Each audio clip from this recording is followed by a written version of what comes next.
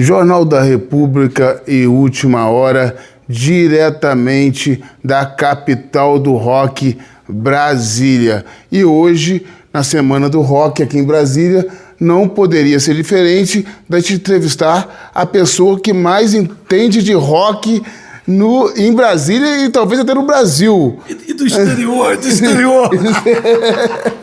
São quantos anos dedicado ao rock? E conta pra gente, vocês precisam entender, ele tem a casa dele é o Museu do Rock. Ele tem discografia de praticamente todo o rock nacional e internacional. E subversivo. Talvez eu tenha sido inspirado pelo Serguei, lá do Rio de Janeiro, que tem um memorial igual esse aqui. Bem, eu estou na estrada há 43 anos fazendo show de rock. Ô Mário, e como é que foi do primeiro disco a chegar a esse acervo todo de quase toda a musicalidade de rock do mundo? Bem, isso é uma coisa que é por idade. Até os 10 anos eu estava lendo histórias em quadrinho, e quadrinho chama o processo da música, que era a revista Pop, era 1975. Eu comprei o primeiro compacto dos Beatles. Então eu posso falar para você que eu experimentei o que os fãs dos anos 60 tiveram quando eles encararam os Beatles. Para mim foi revolucionário. E praticamente todos os artistas do rock aqui da capital, de Brasília e do Cerrado já estiveram presentes aqui na sua casa. Conta um pouco das histórias desses artistas e dos principais aqui, como o Plebe Rude, que você participou dos primeiros shows dele, Capital Inicial, sim. Legião Urbana. Sim. Antes tinha o Matusquela, o Mel da Terra, o Sepultura. Então eu já ia show, tinha muita música, porque Brasília é uma cidade mais estudantil e dedicada à música. Até que a mosca na sopa foram os punks e viraram de cabeça para baixo. Já era um prenúncio da democracia que estava voltando ao Brasil depois de 21 anos.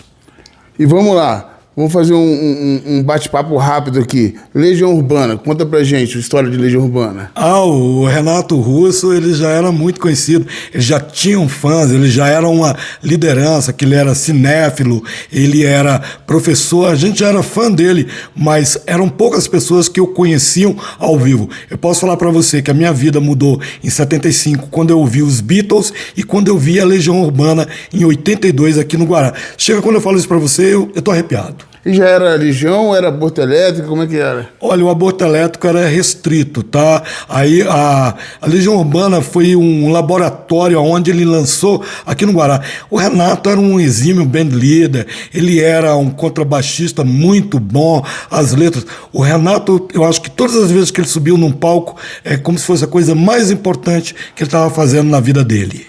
E me conta, como é que começou essa história do rock aqui em Brasília? Porque o Brasília produziu tanto roqueiro Paralamas do Sucesso, entre outros.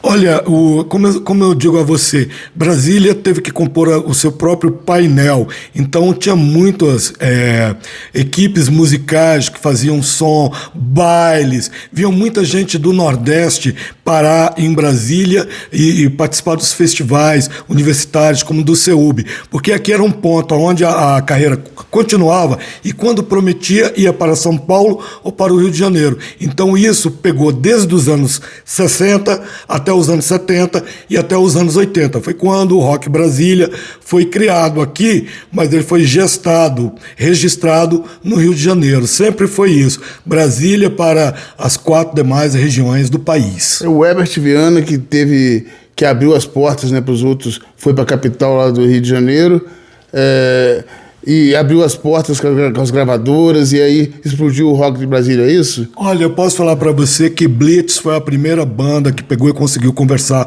com o pessoal que estudava.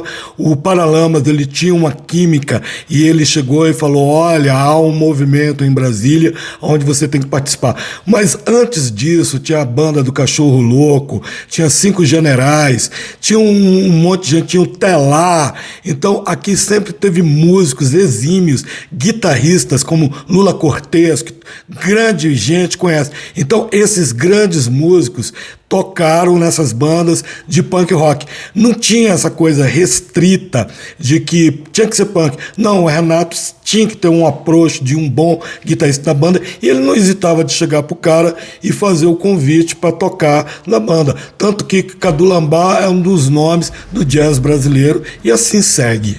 E começou com músicas internacionais, músicas nacionais, ou a tradição que é fazer sempre autoral mesmo? Bem, aqui o festival é universitário, ele atrai o Fagner, outros compositores, a Bahia, a Inteligentia, então o Correio Brasiliense tinha uma formação cultural, tinha vários jornais, a Política é de Brasília, vocês do Rio de Janeiro, o Jorge Amiden, o Terço, os pais de vocês eram congressistas, então tinha esse intercâmbio, tinha a boate, e a boate sabe que quem tá, um gringo que vem aqui conhecer a capital, vai lá dar uma canja, a loja de disco, então o movimento era feito por pessoas que eram ligadas à cultura inglesa, que tinham o Melody Maker, que era o jornal semanal com as novas que estavam acontecendo no mundo, eles eram empresários, eles viajavam para fora, eles tinham cultura lá em loco na Inglaterra, então o punk rock tem uma coisa que ele surge em São Paulo por ser operário, e o punk rock é uma coisa que já vem desde o tempo de Goethe, de Camões e de quem quer que seja. Então é uma coisa culta também. Então eu posso falar para você que o discurso de classe do punk brasileiro era muito mais contundente, era uma coisa de cair na Lei de Segurança Nacional. Convenhamos, teve lá em São Paulo, e teve aqui em Brasília, e teve em Curitiba. E não vai chegar a lugar nenhum dizendo que era uma primazia, porque era tudo fruto de uma árvore. E como é que era a repressão da ditadura ao rock, principalmente aquelas bandas mais punk que tocavam a letra mais bruta? Não, tudo começa com os maconheiros. Os maconheiros estão debaixo do bloco lá fazendo o ofício deles. Aí vem a veraneio vascaína, já tem uma subiu e sai correndo. Então a contribuição da repressão policial foi inspirar músicas como Viciado, que era um grande hit na época. Então a gente tinha uma coisa, ideologicamente, a gente era conduzido a não gostar da polícia. Então a última carreira que a gente queria seguir era de policial, e a gente já tinha receio porque era muito dedurismo, era muita vigilância e era muito suspeito, e tinha um toque de recolher. A partir de 8 horas da noite, ninguém ficava numa praça aqui livre. Quando a polícia batia em você, você já tinha que ter a sua identidade, a primeira coisa que a gente fomentava, e tinha que ter a carteira de trabalho e contra-cheque. Até muito tempo depois, as pessoas já ainda andavam com contra-cheque para falar que tinha uma função social remunerada. E tinha muito filho de militar também, jovens que às vezes iam contra o sistema. Como é que funcionava quando pegava um filho de militar? Olha, o negócio é o seguinte, isso aí é controverso, porque quem pagou a corda sempre estoura no mais fraco. Nós somos os mais fracos, mundanos, de cidade satélite. Lá na própria Roconha, quando houve o estouro da boiada, falou, olha, quem é puritano vai ficar aqui, quem for filho de militar não vai no carro. Então, os militares, eles eram que aprontavam mais, que eram nas boates, que eram vespertinas, eles tinham as costas largas. Então, aqui tinha muito advogado do Partidão, que ainda existia o nome, para defender poetas como Nicolas Ber e outros caras que vieram de Unai e que ainda não tinha o PT. Cara, a chapa era quente, era Onestino Guimarães, lá na UNB, todo mundo aqui lutava, era um festival estudantil, não é essa coisa que é hoje, que a gente renega as raízes. Aqui era uma cultura em transe, era choque. Glauber vinha aqui no Hotel Nacional pegar e falar, eles ficam filmando a bunda da Sônia Braga, na Dama da Lotação, olha o cinema nacional! Grande Glauber Rocha. Fala pra mim, inclusive você falou do Onestino, e há pouco tempo atrás foi mudado o nome da ponte do General para Onestino, né? Não, Onestino vive. Eu tive a chance de conhecer a mãe do Onestino, que morava aqui no Guará. Eu conheço a luta dele, porque os nordestinos vinham para estudar aqui na UNB, e parte da minha família colhia os clandestinos e eles ficavam intocados aqui para seguir para outro local quando fechava o ciclo. Então o Onestino está tendo um movimento de apagá-lo, mas se você pegar o Correio Brasiliense de poucos dias atrás, dá a denúncia, a ponte voltou a se chamar Onestino Guimarães, todos os que foram caçados aí pela ditadura serão doutorados póstumos. Onestino vive. Muito bom. E conta um pouco pra gente da dificuldade que era para adquirir os discos, os coisas. Não existia CD, né? Era só disco e player. E você tem coleções raras aí que talvez só você mesmo tenha, né?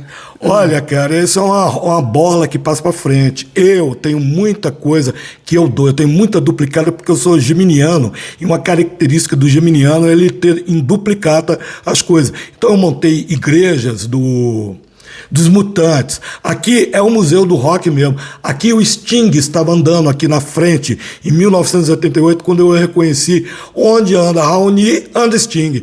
Aí eu tive tempo de descer aqui, procurar um disco do Sting, ir a ele, romper o cerco e chegar e pegar o autógrafo do Sting. Então é esse tipo de coisa. É a contracultura, a memorabilia, as pessoas já vão guardando, elas tinham mais essa coisa do desmanche, de passar a ideia para frente. Então eu ganhei muita coisa, eu ganho muita coisa. Eu falo para você, eu não ponho a boca no trombone, eu não falo eu preciso disso, daquilo, porque eu sempre vou achar que eu estou querendo me dar bem. Mas eu ganho revistas, eu ganho livros, eu ganho disco. Ainda não inventaram um disco que eu não ganhei. Eu falei para você que quando eu vou a uma loja que tem um disco de 69 dos Rolling Stones, mono, e eu olho aquilo e não tenho grana, o cara fala, Mário, vem cá, eu conheço a sua história, eu vou te dar um desconto aqui de 75%. Aí eu te falo, essa história hoje, amigo, ela acontece no Brasil todo. E eu compro quadros, eu gosto de quadros. Então o artista fala, eu tenho uma galeria em Brasília, eu gostaria de ter o seu trabalho, mas eu não tenho condição de pagar pelo que você está pedindo. O cara vai lá e fala, leva. É contracultura, é isso que a gente veste. É porque sabe que vai ser bem cuidado, né? Que vai ser exposto, que vai ter a memória daqui a 50, 100 anos. Olha, eu te falo para você, eu comecei com 11, eu tô com 50. Você viu as minhas revistas, os meus discos, laser discos, raridades, jornais, recortes, guimbas de cigarro. O que eu tô preparando agora é uma pessoa que esteja na casa de 11 até 15 anos e que eu a prepare e eu sonho que esse material que eu tenho aqui, que é do início do século XX, que daqui mais 50 anos ele esteja aqui. Se você ver, eu até me preparei para mudanças climáticas que estão acontecendo, porque além do rock, da contracultura, tem uma coisa ecológica de preservar a mata ciliar, o verde, para a gente respirar isso. Então essa é uma casa que agrega diversas, vou falar até facções, cara, bandas de rock autorais. Hoje eu tenho em mente aqui em casa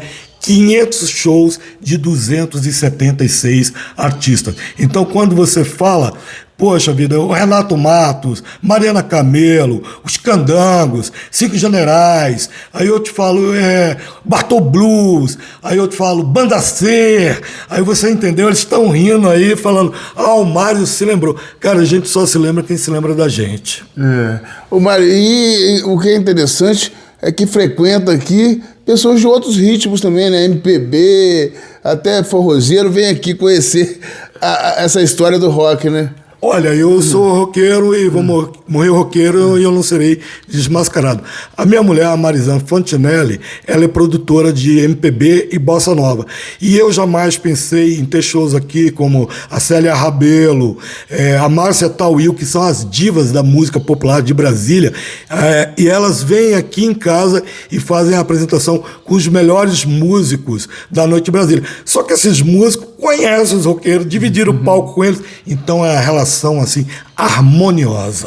O que vale é a cultura, né? Vale a música, né? Olha, a gente é muito conhecido de bares, galerias, pintores, mas tá tendo uma coisa chata que eu tô chegando aos 61 anos em maio e quando eu olho para trás eu vejo lacunas de pintores, de escritores. As pessoas eram mais fantásticas e a gente tem que retomar esse ciclo, mas tem os nossos filhos que estão seguindo as nossas pegadas e são pessoas mais desapegadas do capitais. Não acredite que está aí na função de chegar a algum lugar, porque porque sabe que a vida é mais rápida do que um piscar de olhos. E a mídia tem dado muito pouco espaço, principalmente para os novos talentos do rock. O que pode ser feito para ser revertido, ou realmente vai ficar aí para os museus, realmente porque as rádios não tocam mais, as TVs abertas não tocam mais, e ainda tem talentos, ainda tem autorais, e por que não consegue evoluir? Hoje, para você chamar um contrato de uma contradora, uma gravadora, você tem que ter não sei quantos mil acessos, entendeu? Numa página. Então, esse é um número. Mas eu falo para você, há um movimento político aqui na capital, onde tem a associação, onde está tendo datas nacionais que estão sendo comemoradas, como você mesmo abre a entrevista, e isso está criando núcleos, economia. Poxa vida, economia, que tipo de economia, cara?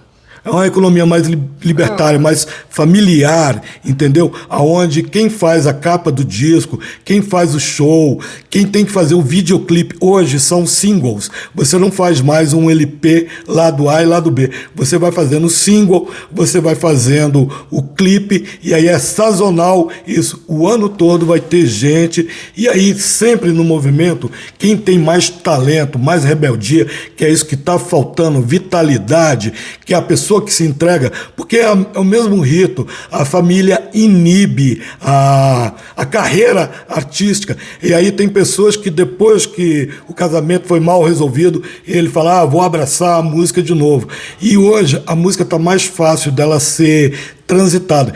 Você vive hoje pelo número de fãs que você tem nas redes sociais, os caminhos, as poucas casas, porque a maioria das casas, elas em Brasília são dedicadas ao rock, apesar de poucas, elas são fiéis ao ritmo. Se você sair hoje aqui em Brasília, cara, a gente vai ter vários shows, e eles estão profissionalizando, eles estão em restaurantes, em bares, porque ninguém consegue viver sem música. O mundo seria muito triste. Agora a gente tem acompanhado o próprio Rock em Rio, já não é mais tão rock.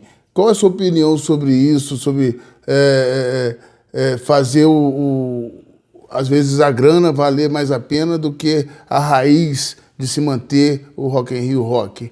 Não, o Medina está descartado. Ele já foi um grande vacilão quando em 1980 ele falou que ia reunir os Beatles. Dali eu já desconfiei dessa história. Mas é business, eu não posso falar de business. Ele dedicou a filha dele, que tem o contato. Aqui no Terceiro Mundo, as grandes bandas em 85 pegaram e acreditaram no projeto dele. Ele abriu. Se o rock floresceu no Brasil a partir de 1985, se deve a ele. Mas a gente sabe que o empresário tem que aferir lucros, tem que ter dólar, tem que fazer campanha. Vem um rock aí, será que é no Lollapalooza, no porão do rock? Vem um rock aí.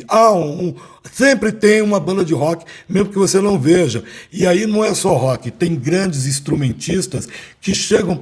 Cara, as redes sociais vieram, o YouTube, para libertar as pessoas, os rios, e divulga ali. Então, eles não podem ir muito na contramão, não. Outro dia mesmo eu vi um roqueiro na bateria tocando no axé. É a sobrevivência, né?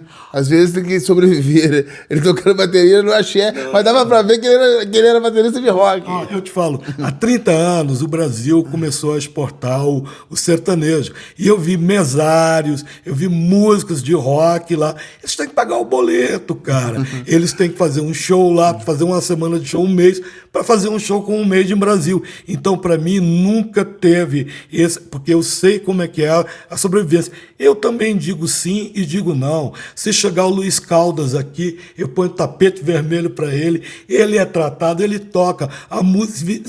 Eu vi o show dele esses dias, ele tocando Dire Straits.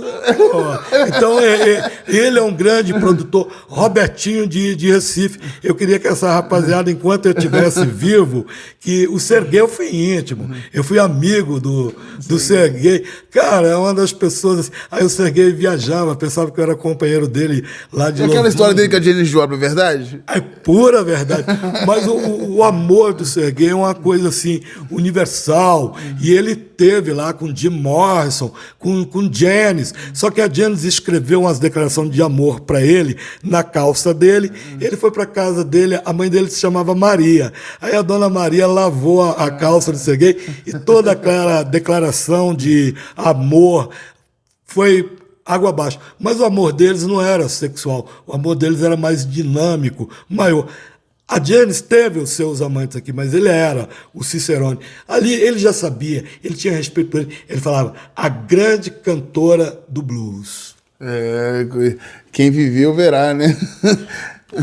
Eu te falo, Celso Blues Boy, eu já carreguei guitarra para Celso Blues Boy, já comprei cigarro, já entreguei caixa de cerveja, já fiquei rindo. Eu tenho um autógrafo dele no primeiro disco, tenho foto que eu levei a minha filha, mas eu nunca tô ali. Quando você falou de Mutantes, eu sou próximo do Arnaldo Batista, eu vou na casa dele. Sérgio Dias, eu chego lá, me trata quando vem a Brasília. Mas aqueles momentos assim são tão íntimos assim que a gente descola da realidade de fã e não faz a foto igual o Renato Russo, não pega. Mas eles fazem parte da minha história. Eu posso contar histórias igual o Magu contou uma história, eu contei outra história que não vem ao fato. Mas essas pessoas vivem em nós. A coisa que eu mais gosto no Renato é anti-establishment, é anti-governo, é de esquerda, é amoroso, é poliforme. Eu gosto dessas coisas, cara. A contracultura, ela não tem preconceito. Então, conta pra gente aí algum caso aí daqueles, tipo do Raul Seixas. Raul Seixas chegava lá no hotel e aí tinha que bater na porta dos outros quartos porque a cerveja tinha acabado. O Celso Blues Boy tinha que fazer baldeação Florianópolis, São Paulo, porque ele tinha que fumar cigarro, careta, para voltar aqui em Brasília. Então, essas coisas... Arnaldo Batista é um cara que ele confunde o ontem e hoje, mas ele é muito perspicaz, poxa vida, uma vez eu estava almoçando à mesa com ele e eu coloquei o cotovelo à mesa e ele bateu assim na mesa. Tá. Aí todo mundo parou de almoçar e falou assim, era assim que o meu pai fazia quando alguém colocava o cotovelo na mesa. E aí eu tive com o filho do Muddy Waters, eu tive com o Sting, que falou, nada como showbiz, um disco meu aqui. Só que lá nos anos 80 não tem a foto da Legião Urbana no Guará, não tem a foto do Sting, a coisa era muito precária, era uma câmera Love, não estava muito à mão. E eu tenho muita história de camarim, como Patrulha do Espaço, eu me passo por motorista, essa sempre cola. Eu vou no camarim do artista e falo, eu sou o motorista que vai levar a banda a Brasília, eu tenho que saber o horário e o hotel. Eu posso entrar? Essa sempre deu certo. Inclusive você tem uma revista, né? Fã.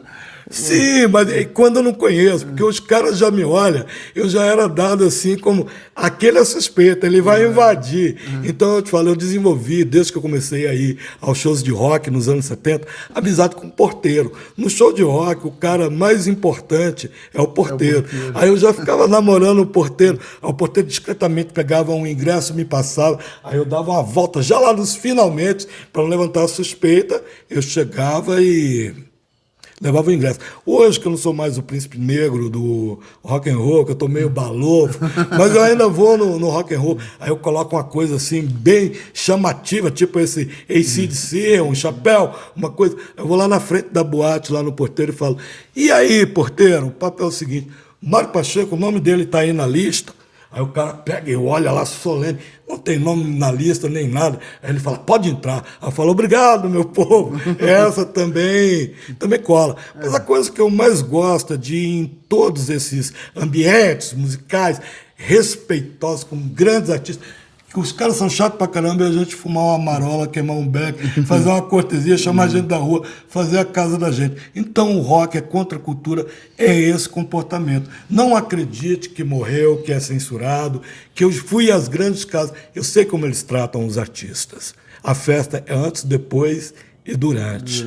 E o ano todo. E artistas internacionais que você teve a oportunidade aí de conhecer, pegar autógrafo? Não, o Sting, o filho do Mudo Waters, bandas punks que vem aqui, o GBH, que eu tenho o primeiro disco dele, tá autografado em algum lugar aí. Então, quando eu vou nisso, eu gosto muito do movimento punk, Distrito Federal, vai lá, o ARD. Aí eu fui em Goiânia, mas em Goiânia os caras tratam bem a gente pra caramba. Aí eu tava vendendo disco lá, punk, e aí chegou um cara do cabelo pintado, da minha idade assim, e ficou lá do lado olhando o disco, e eu falando assim, pô, vai sair uma lira aí, um euro, vai comprar um disco. Aí o colega meu falou assim, pô, você não tá vendo? É o cara do GBH. Eu posso, agora que você pega e me avisa. Aí eu fui lá no meu monte de disco, peguei o GBH.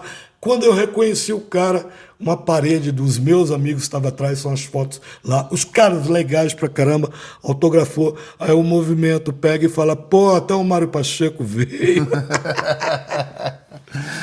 Então deixa uma mensagem aí, final, para essa nova geração aí, que tá aí no axé. Cara, Os melhores músicos sempre são os roqueiros, né? Eu te falo assim, eu tava lá na Bahia, eu curti o blues baiano. Cara, você que é jovem, seja o que você é. Não tente ser mal interpretado. Não tem muito tempo pra gente ficar de picuinha. Tem papai, tem mamãe, tem um estilo, tem uma oportunidade, tem inteligência, quer fazer a coisa, quer procurar o guru, seja livre. Aqui em casa, meus filhos estão entre 27 e 34. Cara, eu nunca me decepcionei com eles, são pessoas maravilhosas, liberais, militantes, cada um é um artista. Minha filha faz audiovisual, meu filho faz programação, o outro é empresário, eles têm o maior amor por mim. Todo aniversário meu eles compram um disco de vinil, eles sabem, eles nunca foram contra mim. Seja isso, cara, seja claro, seja resolvido, não se feche, deixe que o ambiente artístico, deixe proliferar em você a sua ação, seja comunitário, seja justo, vidas negras importam. Amém. Assim seja. Deixa eu te perguntar, quem quiser conhecer seu trabalho, quiser conhecer o museu, é aberto ao público, como é que faz? Olha, eu sou uma figurinha carimbada.